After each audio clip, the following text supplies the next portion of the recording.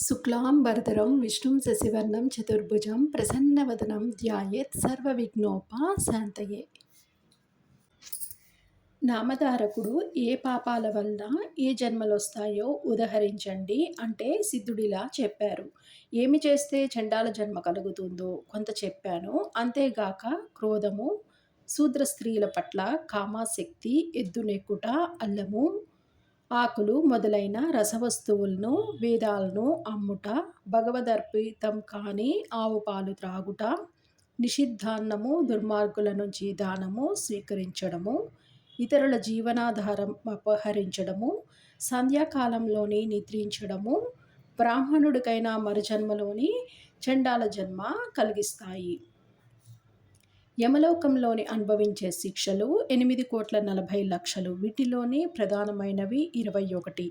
పాపి మరణించగానే యమభటులు వాడి ప్రాణాలను యాతనా శరీరంలోని బంధించి అడుగుపెట్ట వీలులేని భయంకర మార్గంలోని తీసుకుపోతారు.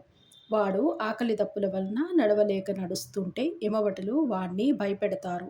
వాడు మూర్ఛపోతే వాణ్ణి లేపి చీము నెత్తురు ప్రవహించే వైతరణి నదిలోని ముంచుతూ లాక్కుపోతారు. ఇలా యమలోకంలోని శిక్షలను అనుభవించాక వాడు భూమిపై జన్మిస్తాడు. లేక వాసనాబలం వలన భూతంగానో ప్రేతంగానో ఉండి శిక్షలను అనుభవిస్తాడు.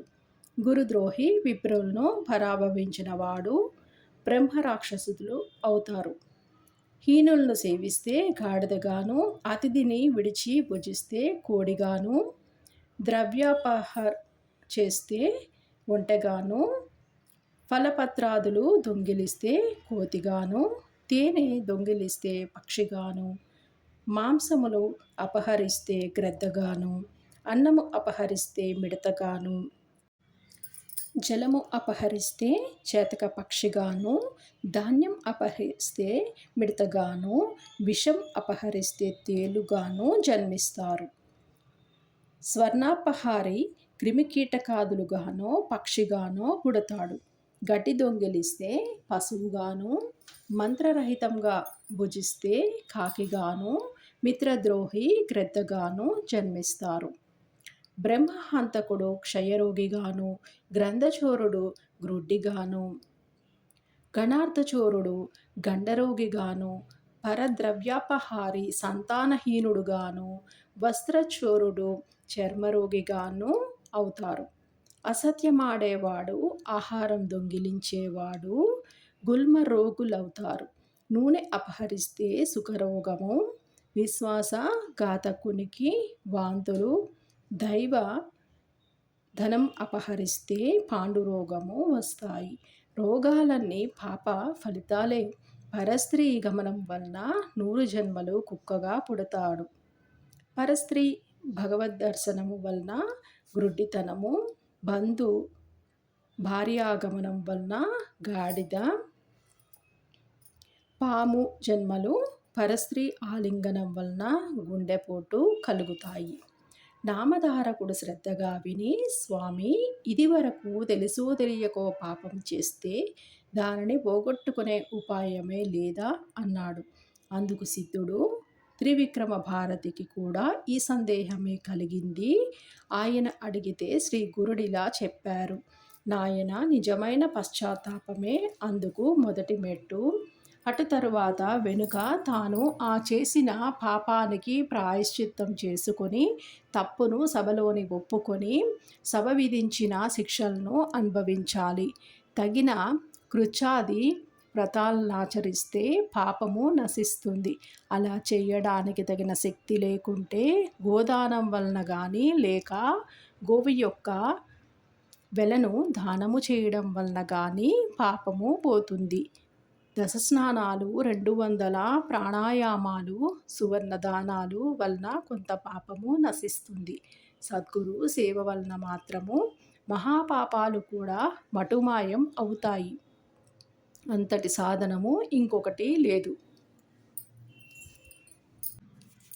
ప్రాజాపత్య కృత్యం అంటే మొదటి 3 పగళ్ళు, తర్వాత 3 రాత్రుల యందు మాత్రమే భుజించాలి. తర్వాత 3 రోజులు ఆయాచితంగా వచ్చినదే భగవత్ ప్రసాదంగా తింటూ ఉపవసించాలి. మరి 3 రోజులు పూర్తి ఉపవాసము చేయాలి.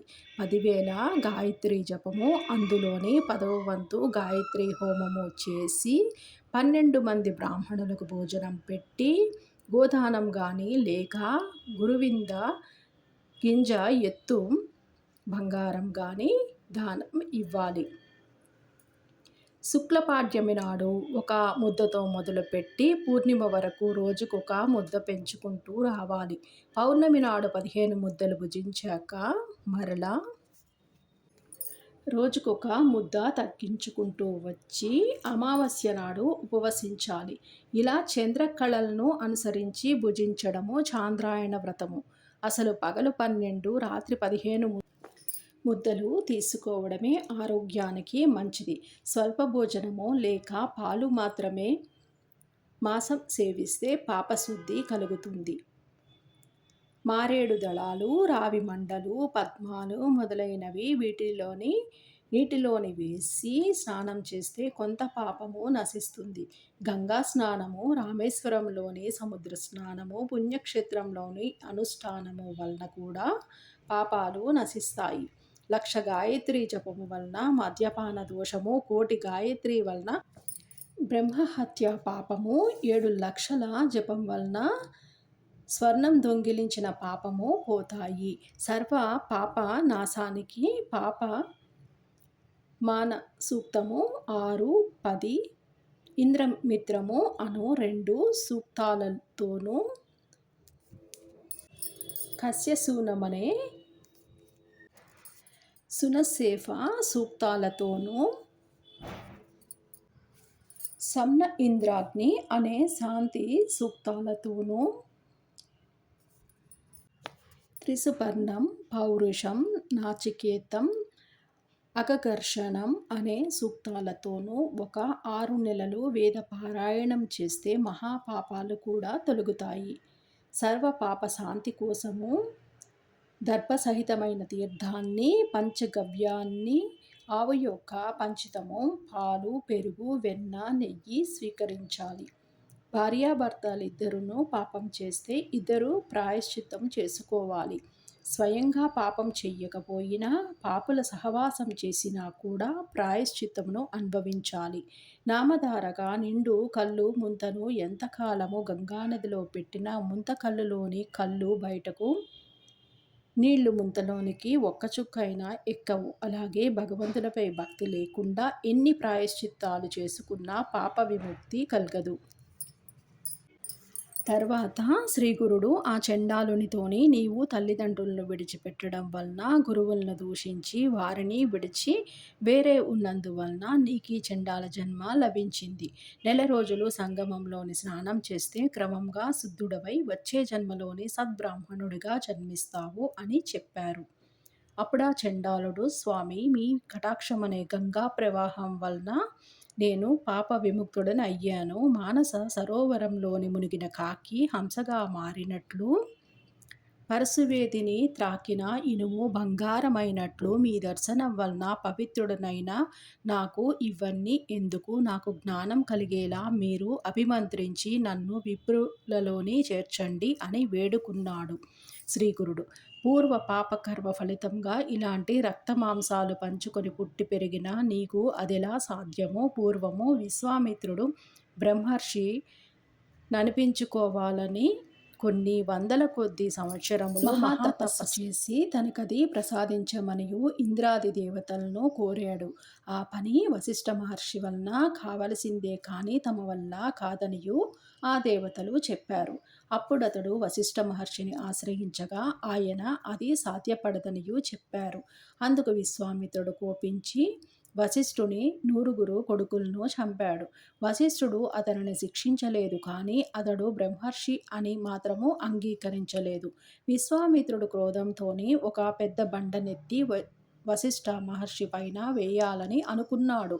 కానీ తిరిగి ఆలోచించుకొని వశిష్ఠుడు మరణిస్తే నేను బ్రహ్మర్షిననియు అంగీకరించగలవారు ఎవరు? దేవర్షులందరూ ఆయనను అనుసరించేవారే కదా. ఆయనను చంపడం వలన నాకు లేనిపోని బ్రహ్మహత్యా పాతకం కూడా చుట్టుకుంటుంది అని తలచి పశ్చాత్తాపంతోనే ఆయన పాదాల మీద పడ్డాడు. అప్పుడు బ్రహ్మర్షి, నాయనా, ముందు నీవు సూర్యకిరణములతోని నీ శరీరాన్ని తప్పింప చేసుకొని కొత్త శరీరము చూపు అన్నాడు. విశ్వామిత్రుడు అంగీకరించి సూర్యకిరణముల వలన తన దేహము మాడిపోయి కొత్త దేహము వచ్చే వరకును తపస్సు చేసి తిరిగి వచ్చాడు. అప్పుడు అతడు బ్రహ్మర్షి అయ్యాడనియు వశిష్ఠుడు అంగీకరించారు. అలాంటిదేమీ చెయ్యకుండానే నీ కదల సాధ్యము. పూర్వము నీవు చేసిన పాపానికి పశ్చాత్తాపము చెంది నేను చెప్పినట్లు చేస్తే ముందు జన్మలోని నీవు సద్బ్రాహ్మణుడవు అవుతావు, వెళ్ళు అన్నారు.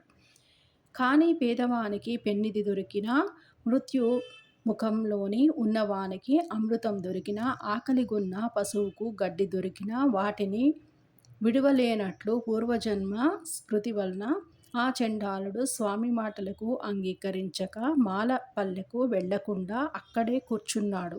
కొంతసేపటికి అతని భార్యాబిడ్డలు వచ్చి అతనిని ఇంటికి రమ్మని పిలిచారు. అతడు, నేనిప్పుడు సద్బ్రాహ్మణుడను, నన్ను తాకవద్దు, దూరంగా పొండి అన్నాడు. ఆమె ఆశ్చర్యపోయి, ఏమయ్యా, నీకేమన్నా పిచ్చి పట్టిందా అనగానే అతడు ఏమను కొట్టబోయాడు. ఆమె భయపడి ఏడుస్తూ శ్రీగురునికి నమస్కరించి, బాబూ, ఇతడు నాపై ఎప్పుడునూ ఎంతో ప్రీతిగా ఉండేవాడు. ఇతనికి మతి చెలించింది. నన్నిప్పుడు ఎక్కడకు వెళ్ళమంటారో చెప్పమనండి. నేనింకా ఈ బిడ్డలను ఎలా పోషించేది స్వామీ? మీరే ఈయనకు బుద్ధి చెప్పాలి, బుద్ధి మార్చాలి, లేకుంటే నేనిక్కడే ఉరివేసుకుంటాను అని గోల పెట్టింది. శ్రీగురుడు నవ్వుతూ అతని కేసి చూస్తూ, నాయనా, ఇకనైనా నా మాట విని ఇంటికెళ్ళు. భార్యాపిల్లలను ఏడిపిస్తే నీకింకా సతి లభిస్తుందా? సాంసారిక సుఖము అనుభవిస్తూనే నీవు జన్మ పరంపర నుంచి బయట పడగలవు. లేకుంటే ముందే పెళ్లి చేసుకోకుండా ఉండవలసింది. సూర్యచంద్రుల సాక్షిగా పెళ్లి చేసుకున్న దానిని విడిచిపెడితే నీకు మహాపాపం వస్తుంది అన్నారు. అతడు చేతులు కట్టుకుని, స్వామి, నేను సద్బ్రాహ్మణుడన్న జ్ఞానము కలిగాక అలా చేయడము నాకెలా సాధ్యమో అన్నాడు. శ్రీగురుడు నవ్వుకొని, ఇతని వంటి మీద నున్న విభూతి తొలగిస్తే గాని ప్రయోజనం లేదు అని తలచారు. ఆయన ఒక శిష్యుణ్ణి పిలిచి ఒక శ్రీమంతుడు పిసినారి అయిన బ్రాహ్మణుని తీసుకుని రమ్మనియు పంపారు. అతడు గ్రామానికి వెళ్ళి ధనాశతోని వాణిజ్యము చేసుకుంటున్న ఒక పిసినారి బ్రాహ్మణుని తీసుకువచ్చాడు.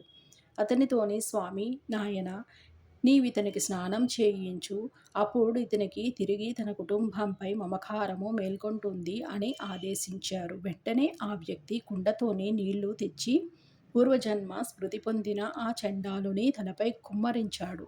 అతడు వంటిపైనున్న విభూతి కొట్టుకుపోయిన వెంటనే అతడు ముందు జరిగినదంతా మరచిపోయి భార్యాబిడ్డలతోని, ఇంతకు ముందు కొద్దిసేపు నాకు మతిపోయినట్లయింది. ఇంతకు మీరందరూ ఇక్కడకు ఎందుకు వచ్చారు?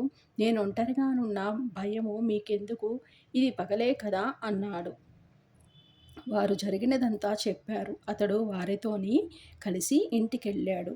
ఆ సన్నివేశమంతా చూచిన వారు ఆశ్చర్యపోయారు. ఇదంతా చూచి విస్తుబోయిన త్రివిక్రమ భారతి, స్వామి, మీరు అతనికి ప్రసాదించిన జ్ఞానము క్షణంలోని ఎలా పోయింది అని అడిగాడు. శ్రీ గురుడు నవ్వి, అతనికి ఆ భస్మం వలన జ్ఞానం కలిగింది. అది కడిగివేయగానే తొలగిపోయింది. భస్మ మహిమ అలాంటిది కాబట్టే శివుడు దానిని ధరిస్తారు. దానికి తోడు ఆ భస్మానికి మహాత్ముల స్పర్శ ఉంటే మరింత ప్రభావితము, బ్రహ్మజ్ఞానాన్ని కూడా ప్రసాదించగలదు అన్నారు. అప్పుడు త్రివిక్రమ భారతి భస్మ మహిమ గురించి వివరించవలసినదిగా శ్రీ గురుణ్ణి ప్రార్థించాడు. శ్రీ దత్తాయ గురవే నమః. శ్రీ శ్రీపాద శ్రీ వల్లభాయ నమః. శ్రీ నృసింహ సరస్వత్యై నమః. శ్రీ గురు చరిత్ర అధ్యాయము 28 సంపూర్ణము.